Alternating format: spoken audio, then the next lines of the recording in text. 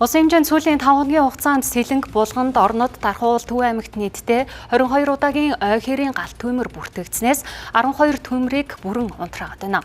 Харин өнөөдөр 11 цагийн байдлаар Хинтээ аймгийн Өмнө Дэлгэр, Дархуул аймгийн Хонгор, Сэлэнг аймгийн Ерөө болон Хөтөр суманд 2, Алтан болог суманд гарсан нийт 7 ой хэрийн галт түмрийг цурамд оруулсан байна.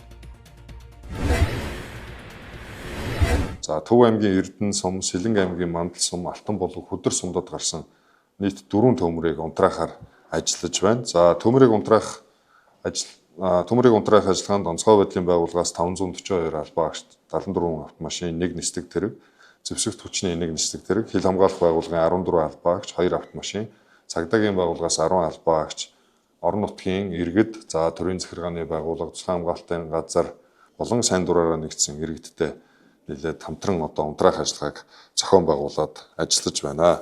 За төмрийн голомт дээр төмөр гарч байгаа энэ хуурайшилт ихтэй байгаа Дархан Сэлэнг, Төв аймгийн Төвийн бүс нутагт бол ойрын өдрүүдэд бас баг зэргийн бороо орж байна. За хэдийгээр бороо орж төмөр унтраах үйл ажиллагаанд зарим талаар дэмжлэг үзүүлж байгаа ч гэсэн нөгөө талаар бас энэ хуурай аянга цахилгаан дахин төмөр гарах юм нөхцөлийг бүрдүүлж байна.